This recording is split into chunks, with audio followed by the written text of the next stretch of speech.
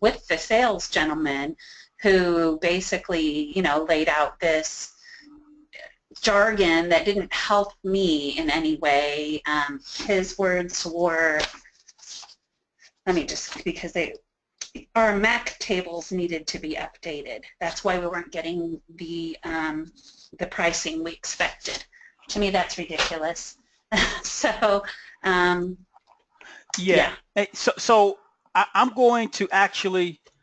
actually going to touch on that here today. So yeah. why don't I go ahead and get started then? And I want Okay. you to feel free to chime in at any time. This is informal. It's a dialogue as opposed to a monologue. So if you have any questions about anything, feel free to chime in. So on this very first screen here, what you're looking at is how a non-fiduciary, or in other words, traditional pharmacy benefit manager makes money. And I'm going to be comparing that to what we consider disruptive in the industry, to a fiduciary PBM's business model and how a fiduciary makes money. So this is the status quo. So traditionally, what you have is a pharmacy benefit manager who is non-fiduciary charging a low admin fee, but then on the back end, augmenting that low admin fee with hidden revenues or hidden cash flows. And those hidden cash flows typically occur in these three areas here.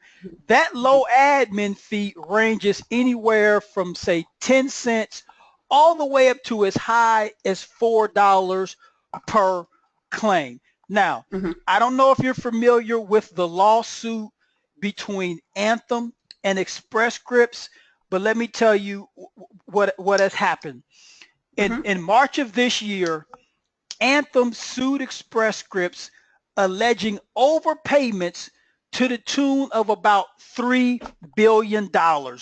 Those overpayments, Barbara, occurred in these three areas here. And I'm going to show you how in a second. But first, let me flip this model on its head and show you how a fiduciary pharmacy benefit manager generates revenue for itself. So the first thing that jumps off the page at you really is that all the hidden cash flows are eliminated.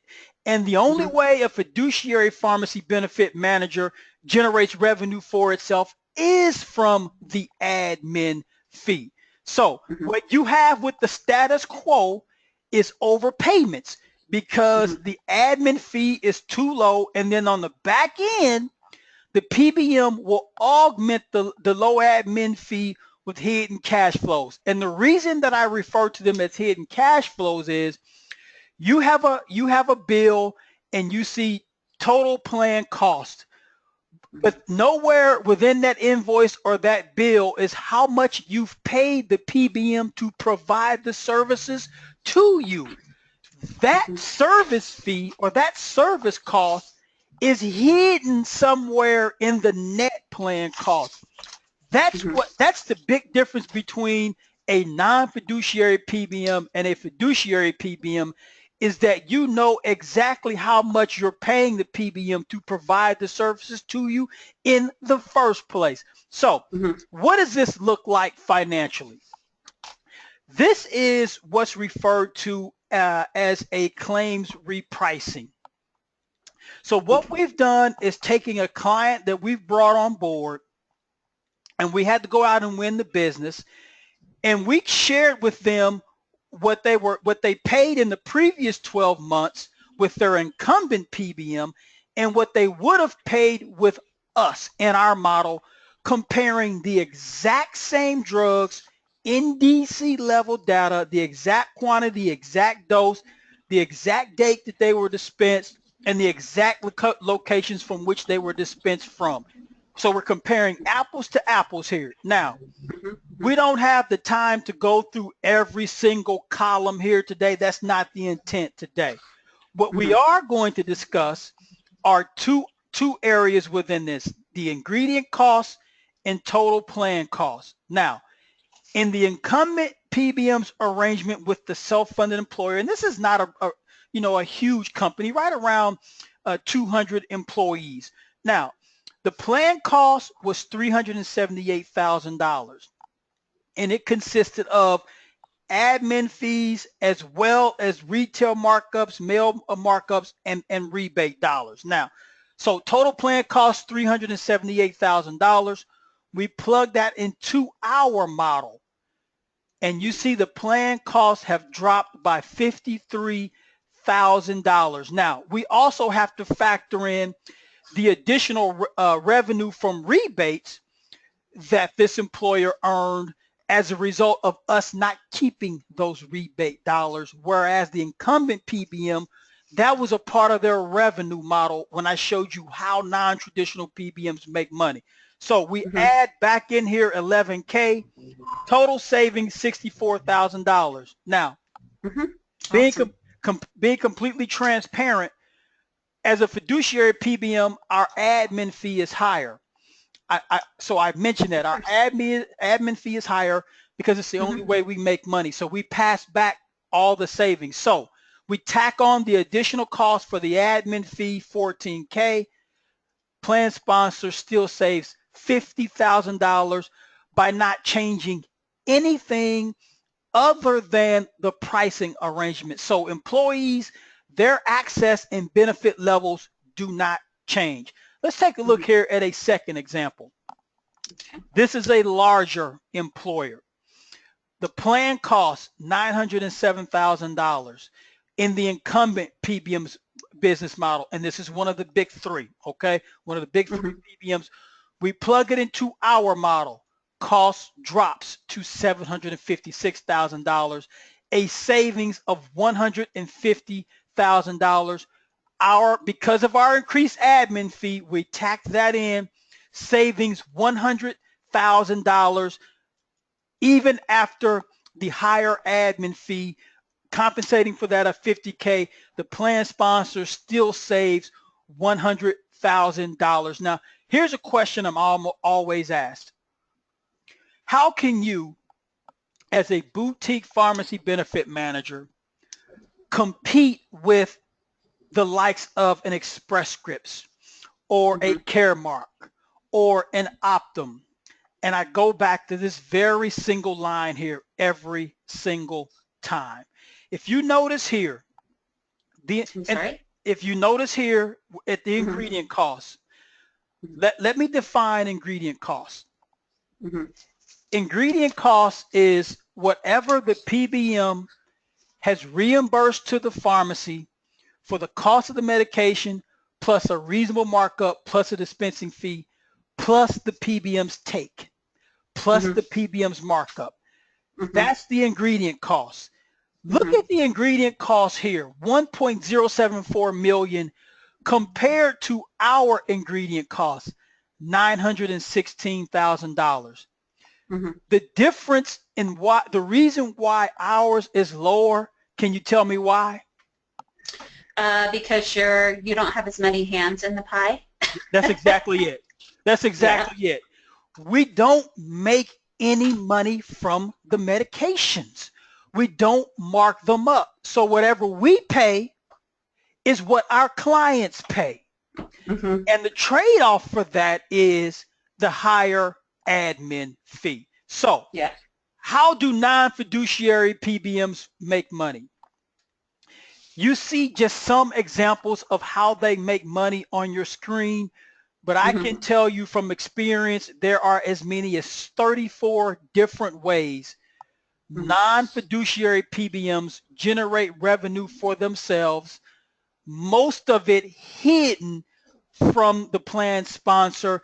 And when I say hidden, I mean that it is a part of the net plan cost, but it has not been itemized or fully or bindingly transparent for the plan sponsor to be able to audit those costs. So what's a self-funded employer and their representation to do?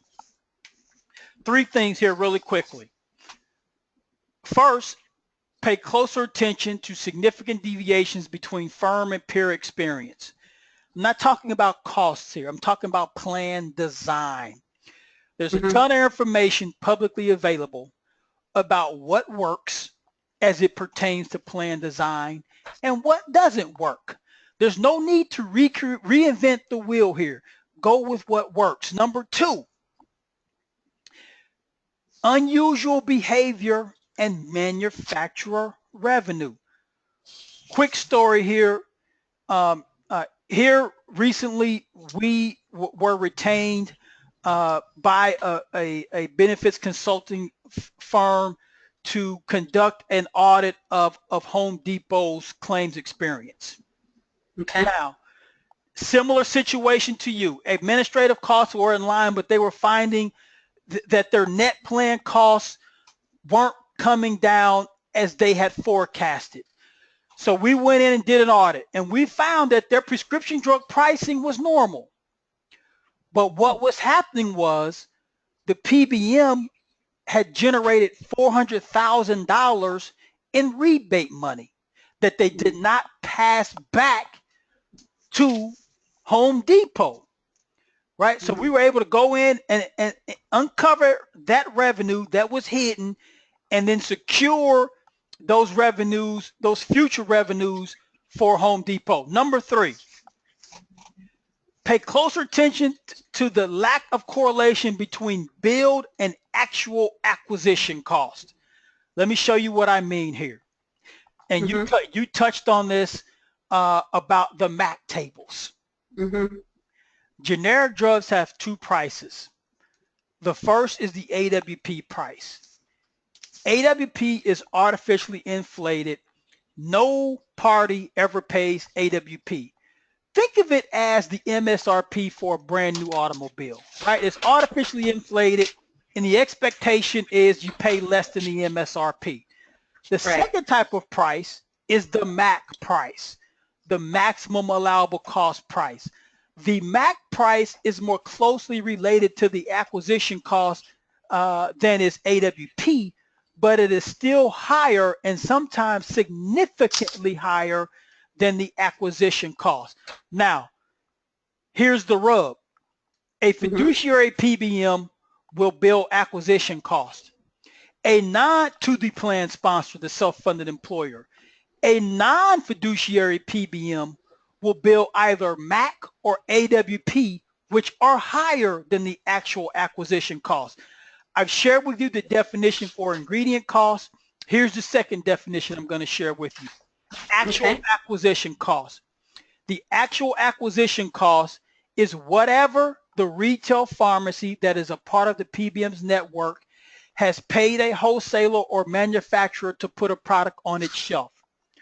Or it's the price that the PBM has paid a wholesaler or a manufacturer to bring the product into its mail order warehouse in order to Mhm. dispense it. Mhm. That's the acquisition cost. Now, let's take a look at what that means. All right. Let's start with albuterol, which is an inhaler. Mhm. The AWP is $74.05. Now, generic drugs have two prices. Let's say that the MAC price for this product was $15. Now, Mhm. if the price is not based upon the MAC table, the price for the generic is going to be based upon what? AWP minus the discount. Let's assume, keeping it simple, the discount in your contract in the pricing section of your PBM services agreement or TPA, let's say Mhm. the discount calls for 80%. That would mean the discount is $56 from the $74 or thereabout, leaving a Okay. cost of $18 to your organization. Now, here's the problem. The acquisition cost for this product is only $5.69. That, Right. that's what the pharmacy paid to put the product on the shelf. Now, Right. theoretically, a PBM could then, if it is non-fiduciary, could then reimburse the network pharmacy the cost of the medication Mhm. plus a dispensing fee plus a reasonable markup, because the pharmacy has to stay in business. It's, it's an ongoing concern, needs to make a little profit. So and that is defined as the ingredient cost. The cost of the product plus a dispensing fee plus a markup is the ingredient cost. That could essentially be $10 to the pharmacy. Mm-hmm. That leaves a spread of $8 if the price is based on AWP minus the discount, or a spread of $5 if it is the MAC price. So that is what is considered the ingredient cost. You factor in all the costs involved, including the PBM's markup to get ingredient costs, and the acquisition cost is just simply what did you pay to put the product on the shelf. We bill our clients acquisition costs. There is no markup within the product. And really quickly, I want to highlight something to you here as well, and this is not uncommon. Mm-hmm. Take a look at lovastatin. It's a statin. Mm-hmm. The AWP is $1,533. Mm-hmm. The acquisition cost is only $34.89 for 1,000 tablets. Mm-hmm. So essentially, it's dosed once a day or twice a day, depending on the doctor's instructions, right? Right. So theoretically, let's say that this patient got a 90-day prescription, so 100 tablets. 100 tablets only cost $3.48. Got right? it. Right. So 100 tablets only cost $3.48. But because PBMs buy and pharmacies buy in such huge bulk, you get a discount with the bulk, but a lot of that savings isn't being transferred back to the plan sponsor. Right. So $34 for 1,000 tabs, and the AWP is so artificially inflated that a plan sponsor who didn't have access to acquisition costs, which we provide, wouldn't know otherwise, wouldn't have a clue. All right, so what's the bottom line here? Every PBM says that they're transparent. No PBM is going to say that they aren't transparent. It would do damage to their bottom line. So I'm not going to argue whether or not a PBM believes they're transparent, because there's no standard industry definition for transparency.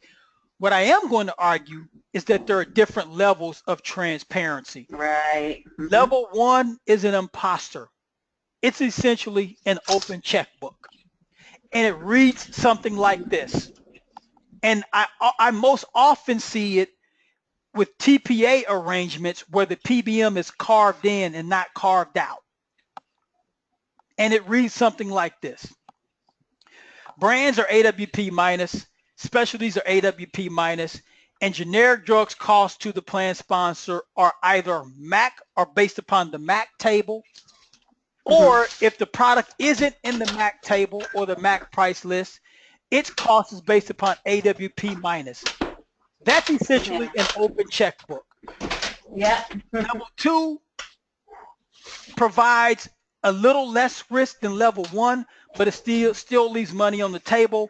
Level 3, however, leaves no money on the table and is what we consider binding transparency, which means you can't just talk about it. You have to be able to prove it and live up to that standard of care within the contract language. So I can sum up all this information that I shared with you today in one phrase. And the problem is information asymmetry, which essentially means that when one party has access to information or depth of knowledge about a subject matter that another party does not, that party with that information and that knowledge is going to use it to its advantage at the bargaining table. Right. We want to eliminate information asymmetry, and this is how we do it. Our services come in 3 phases. No phase is required It depends upon our clients or prospective clients' needs and their urgency and what they need to have done. But everything that we do, Barbara, starts with education. It Mm-hmm. is the number or lack thereof around the PBM industry. It is the number one reason why clients overpay, and in some cases excessively overpay for their pharmacy benefits. And we address that with our proprietary certified pharmacy benefit specialist designation. There's just a little bit of information about that here. I'm going to Mm-hmm. follow up with you with an email providing more information about the training and the course. But then once clients have that information and that knowledge and they become experts around the pharmacy benefit, they can then decide whether or not they want to improve their performance in-house or with their Mm-hmm. existing PBM or consultant. And if they deem that they can't do that, then we want them to seek us out for either consulting or the full service PBM solution that we provide. So just to wrap it up, it's most plan sponsors in every survey that you read will say 90% will say that they're happy with their service levels that they're getting from their PBM. What they are unhappy about is with their cost. And if we can help you fix your costs without changing vendors, that's what we want to do first. But Right. if after we've trained you, you've become an expert and your vendor and your consultants don't improve on what you now know to be the truth, then Mm-hmm. we want to be a part of that solution. And then that comes in phase 2 and phase 3 with the consulting and then the full service PBM solution. So Okay. what I'd like to do is, today, I've gone over number 1 and number 2 here. Number 3 Mm-hmm. would be the next step. And then that's where, you would come in if I've share with you some profound information you believe requires a further look, then I'm willing to have a second call with your decision-making team to find out if in fact you're overpaying, and if you are, what we can do about bringing those costs down. Mm-hmm. Mm-hmm. So I'm going to hop off my soapbox now, and I'm going to open the floor to you for any questions that you have for me. Well, I'm a slow thinker, so I'm more of a digester. So I guess I understand many things that you said. My first inclination is to go pull my agreement and see what's actually in there. My next thought is I would love to have that training. I don't believe that you referenced the cost of the training. Yeah, it's actually in there. The cost of the training is $2,500, and most of our students, the employer picks up the tab. Right. Here's the neat thing about this training is that the cost is transferable to consulting and PBM services. Mm-hmm. Mm-hmm. Right. Good. So once you participate in that training, and then later on you decide that you want us to go in and audit your claims experience, that essentially all of that $2,500 cost would be transferred to that fee. Okay. Make Mm-hmm. sense? Absolutely. Mm-hmm. Okay. Got it. Okay. It's like a credit to the fee. I got it. Okay. Well, that's very exciting to me. Are you willing to share your slide deck? We don't typically share the slide deck, Okay. but what I can do is I've recorded our conversation here today. What if I sent you a link to the recording that you could access? That would be awesome. That'd be awesome. That would be awesome. Yeah, Okay. that would be awesome. Okay. Because everybody will see and hear the same things that I have. And exactly. It'll save a bunch of time. Yeah, and so I don't feel comfortable saying much more because now that I understand sort of what service you offer, it's actually my desire to understand better. But even with that, I am an HR department of one. And if there is an opportunity to have you audit the plan, that would actually be my hope. If they find it, they being the other people involved, if they find it to be a cost-effective proposition. I have a little concern about unbundling my TPA and my pharmaceutical benefit manager because it's very effective in terms of administrative simplification of processing and things like that. So I would probably not go to 3 unless I found a TPA. Maybe you have TPAs that you're very familiar with. But as I said, in terms of the TPA side of our services, I'm not unhappy. We were with a boutique TPA before we switched over, and we found that the boutique TPA couldn't handle us. Okay. Because we're unique in that we have very rich benefits. I got you. We're patriarchal. We believe in giving exceptions, and we believe in making people whole. So that was kind of a little more acrobatic than they were able to keep up with. So that's sort of my thoughts. Is that you feel comfortable with where I am, and let me sort of digest this, and then we can do a follow-up in the next week or so? That sounds like a plan. And in fact, I'm going to follow up here with an email to you. It'll take some time for the recording to sort of migrate, but as soon as I have that, I will forward that to you as well. So feel free. The lines of communication are open now. If there's anything I can potentially help you out with, you have any questions, my contact information will be in the email. Yeah, and you know what, I do want to thank you for your white paper. I actually learned a lot just from your white paper, and then I did actually go out there and look at the disruptive nature of what you're proposing. I've read some articles on it. I was glad to hear you mention it. I think it's cutting edge what you're doing. I think it's equalizing the playing field. I would wear a bulletproof vest if I was you, because money is still money. You know what I'm saying? Yeah. So yeah. And listen, listen. My mentor, when I started this business, suggested to me that if you're going to do this, you better pick a fight, right? So we've decided to pick a fight. The industry traditionally has just not been bindingly transparent. Everyone talks about it, but no one really delivers it. More of what you see is opacity as opposed to binding transparency. So that's what we're trying to do. And we just want to make a reasonable profit.